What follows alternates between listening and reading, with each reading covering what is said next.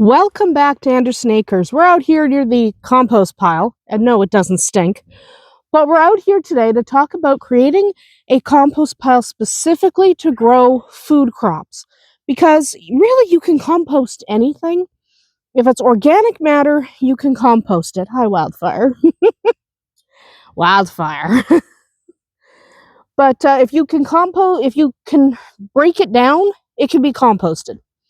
So when I say that, I mean, in theory, you can compost every single kitchen scrap you've got. Ignore me if I sound funny. I'm chewing on a halls. I have a cold. But you can compost things in theory, like your meat scraps, like your bones. In theory, all of that is fine. It's compostable. It's organic matter. If it's organic, it breaks down. But there's a problem. So we are going to talk about what you should or could use to create a compost pile. Sorry, again, I have a halls. But to create a compost pile like this one, where you use it specifically for your food crops. Because well-rotted organic matter, also called compost, is an excellent soil amendment and mulch. It's easy to compost plant waste and food scraps collected from your yard, your garden, and your kitchen. It's really easy. So before we talk about what to put in your compost pile, let's talk about, do you want your compost pile contained or not contained? Obviously, we just have a pile.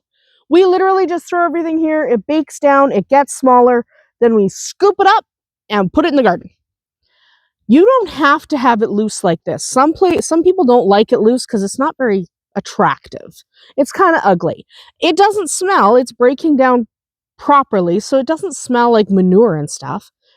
It smells like dirt, mostly. Like, it has an odor because it smells like dirt, but it doesn't stink, okay? It's not like making me go, oh. It doesn't smell like horse poop because it's breaking down. So you have an option. You can do it just like we did, which is just toss it on the ground. But what if you don't like that look? Or you don't have somewhere where you can put it where it's out of sight? Or you have municipal regulations. Some places specifically tell you you can't leave your compost out exposed. They want it hidden or in a bin. Well, you can buy composting bins or you can make a composting bin. If I were going to make a composting bin to contain our compost, I would use wire. Okay, I would literally use a 3-foot tall piece of wire and I would make a circle. So I basically have a drum made of wire. I wouldn't put anything on the bottom and I wouldn't put anything on the top. If I wanted it to look nice, I might put some canvas around it, some burlap or something. But you want the airflow, okay? Don't use chicken wire or something that is kind of flimsy because chicken wire will collapse. You don't want a flimsy wire because it'll just collapse under the weight. You want something that will stand on its own. So you can do a 3 or 4 feet tall piece of wire that is 12 to 14 feet long. I've got ducks coming at me that way. But 12 to 14 feet long, okay, is what you're looking for. And that will basically make a bin that is almost 4 feet in diameter. So that's a pretty big bin. If you have a smaller piece of wire, obviously it will be smaller in diameter. You can make it as big as you want, as big as works for you. I actually just prefer a pile. I find it easier to turn, easier to maintain, but I understand that that is not for everyone. And if you have municipal regulations, it doesn't work very well. If you are using wire, you don't want too small a grid. You also don't want too big a grid. If you have huge holes, the stuff's just going to fall out anyway. So you're probably looking for something up to about 3 inches in width, okay, for the holes in the wire. You probably don't want something much bigger than that because stuff will just start falling out. You don't want those big panels where the holes are like 6 inches by 6 inches. Stuff just falls out and it just makes a mess anyway. So if you're going to do that, you might as well just chuck it in a pile because you're essentially making a pile. So the smaller the grid on your wire, the tidier your compost area will be because the less will fall out. So judgment call, right? Whatever works for you. So what do you put in it? First of all, yard waste. Even those of us who don't have animals. Now, obviously, I have a ton of animals. There's chicken over there. You want to see my chicken? And this is my chicken. That's my chicken. That's my chicken. That's lonesome. He likes to be by himself. There's 4 ducks over there. But that's not the point. This video is not about lonesome, and it's not about ducks. So, what do you put in it? Even if you don't have animals. Okay, now we happen to have quite a few animals. We have chickens and goats and horses and rabbits and all the good stuff. Turkeys and ducks and blah, blah, blah. So, what if you don't? You still have plenty of stuff to put in a compost bin. You can do your yard waste. So, grass clippings, plant material from your garden. So, after you harvest your tomatoes, you can pull the tomato plants out and throw them in the compost bin. They will compost. They're organic material. You can compost things like leaves. If you're worried about the leaves taking too long to break down, run over them a few times with your lawnmower and then throw them in. It works. It's also funny. I don't know why I get such a kick out of destroying the leaves with the lawnmower, but I think it's pretty funny. So now there's a cat over here. There's 2 cats. That's great. DK. There's DK right behind me, and then Wildfire is the back there. Just right behind me. Okay. Plant waste. I almost spit my holes out. Plant waste. Everything you've got in your yard, with the exception of wood. Wood will compost, but it takes forever. So skip the wood. Use the wood for your little backyard fire. We have fires all the time. Use the wood for that. Everything else, whoop, compost. You can also add stuff from your kitchen. Okay? Lots of stuff can be added from your kitchen. Pretty much anything that is plant-based. Okay? And by that, I mean, don't add meat or dairy. You can add eggshells. That's okay. I wouldn't add entire eggs just because we use them to feed the animals if they've gone bad, but you can. I wouldn't because we use them for other things. But don't add meat or dairy or chicken bones or anything like that, because the idea is we're making a compost heap to specifically put the compost onto your food garden. Okay? So no bones, no animal flesh, nothing like that. One, it's not a great idea. We'll talk about that in a minute. We'll talk about pathogens and stuff in a minute. But also, having meat and cheese in your compost bin, it actually can attract like carnivorous rodents and stuff and other unwanted critters that you don't want bopping around your compost bin. And the other thing you don't want to put in there is, yes, you want all your animal manure. So farm animal manure and straw are excellent. Okay, it's one of the things I really recommend. However, what you shouldn't put in there is your dog and your cat waste. Okay, these contain a higher load of parasites and disease organisms that can really affect humans. Okay, they can carry diseases that could impact you. Don't add them to your compost pile because you don't want to put those diseases and pathogens onto your food crops. Now, if your compost pile is for like backfill, and we have a separate pile way over there that we use for composting everything that doesn't go in the foodstuffs one. And that pile, we use it for like backfill, where we want to put extra dirt and stuff, but we're not going to grow food crops. If, in this video, we're talking about food crops, compost for your food garden, for your veggies and stuff, you do not want to put pathogens and disease-ridden stuff onto your food stuff. Okay? So along that same line, you do not want to compost diseased plant parts. Okay? So if you had a bunch of diseased tomatoes, don't throw them in the compost pile. Now that disease is in the compost pile. Remember, you want to grow foodstuffs with this. You don't want to then reintroduce that disease back into your new tomatoes that you plant. Okay? You don't want to put weeds with seeds. Okay? This one, everyone is like, oh, just toss my weeds in there. Yeah, weeds compost great, and that's fine. But the idea is you are going to put it... Cat's there. Cat. She's so cute. But the idea is you're going to put the compost in your garden, right? If you compost weeds with seeds, you've now put weed seeds in your garden. So skip the weeds. Don't put them in your foodstuffs compost pile. Okay?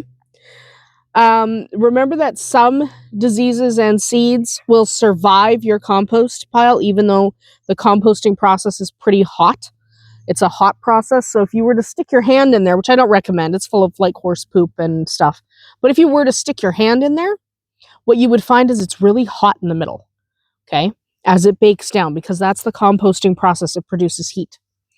So some organisms and seeds will survive the heat of the compost pile.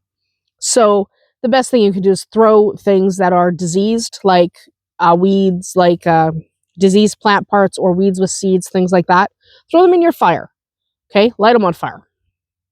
They will catch on fire. They're like little fire starters. Don't worry about it. That, or you just toss them somewhere like in your backfill pile. Like I said, we have a backfill pile off on the other side of the property. So we compost everything that doesn't go in the foodstuffs bin. The foodstuffs one is here because the gardens are right there and the barnyard is right there. So we can take the stuff from the barnyard to this area. We've got this pile and that pile. So we can bring the stuff to the piles, and then when the piles are baked down, we just take it to the gardens. So it's literally just a triangle. Please don't ask what those chickens are doing. There's like a chicken fight going on. I don't understand why. I think it's over grubs. I think they found a pile of grubs, and now they're arguing about who gets the grubs. I think Job is going to win because he's big. So anyway, put all your compostable foodstuffs in there. All your animal manure, your farm animal manure specifically, not your cat and dog. Don't dump your cat litter in there. Just throw that in the trash. But do all of that good stuff. It's going to take a little while to bake down. You don't want to jump the gun, okay? You don't want to grab your compost before it's ready. This pile's not ready. When it's done baking down, it'll look like mud. It might look like brown mud. It might look like black mud, depending on what you have in there, but it'll look like mud. If it's still chonky, so if you still see a piece of celery in there, if you still see a chunk of horse poop, none of that is ready to go in the garden. If you throw that on your garden, you're actually going to burn your crops. Okay, so don't throw that on there. It hasn't baked down and achieved a balance yet. You want it to look like dirt. That pile over there looks like dirt. It's getting moved later today or tomorrow. I haven't decided. Doesn't matter. But you want that to have time to bake down. Okay, how long does that take? 6 months to a year. It depends on your climate, how much of the material in the bin you have, because if you don't put enough, it can take longer, which sounds counterintuitive, but the more you have in your pile, the faster it'll bake down. So it could take a year, might only take 6 months. It depends on your climate. If it's hot, it bakes faster. And it depends on how much you have in there. And you want it to decay into this crumbly, rich, brown substance. Like, it'll look like crumbly dirt. It'll look like almost like potting soil. Okay? And it'll feel really great in your hands. It has to reach that crumbly brown stage. If it doesn't reach that crumbly brown stage, like this isn't crumbly and brown yet, there's still chunks, and we have to turn it. But if it doesn't reach that crumbly brown stage, you are not ready to use it. Okay? You have to wait. To harvest the compost, if you have just a pile like this, just scoop it up and take it. If you've done the wire bin kind of idea, literally just when you assemble that wire bin, if you clip the edges of it together instead of like trying to weld them, if you like tie them, you can untie them and literally just remove it from the compost and then just pick up all that compost in your wheelbarrow and off you go. You want to transfer any uncomposted materials, anything that's still breaking down, back into the composter or into your compost pile. You don't want to take that with you. Just check. Just take a look before you grab it all. Okay? And you want to take that to your garden and then mix it in with the soil. Don't just top it. Mix it into the soil and help distribute those nutrients into your garden beds, because that is the best practice. You can increase the speed of composting by turning the pile regularly with your garden fork or your pitchfork. We don't bother because we maintain 2 piles. Like this one's currently breaking down and we're adding new stuff to it. That one will be, is ready to use, but typically it's ready to use every spring. We just swap. Once we move that pile and put it in the garden, this pile becomes the leave it alone, let it bake till the spring, and then we'll just dump everything over there. That's the plan. Okay, that's what we do. So if the composting isn't working, if it's taking a long time, turn it. Okay, turn it more often, because that's often what's happening. If you're just noticing it's not really composting or it's composting only at the bottom, it's because you need to redistribute the microorganisms that are in the compost. So just turn it. Take your bin off, mix everything together, put the bin back up, dump it all back in the bin. So just turn it. If it's a pile like this, just literally turn it over itself a few times and you're fine. Don't worry about it. But remember, when you are composting for food crops, you do not want to add anything that is meat or dairy.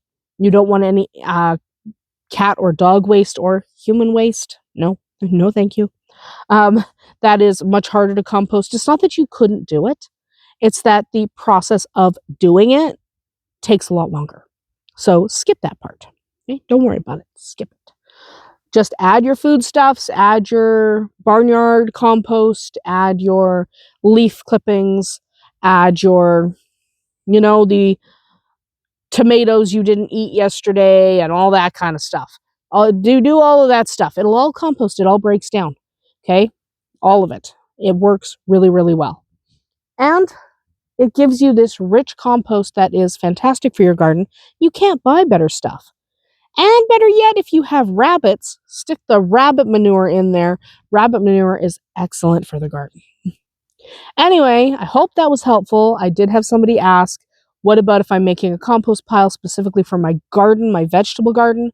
Yeah, you do want to make sure you're not putting in the wrong things. That's about it for us here today at Andersen Acres. We'll see you tomorrow.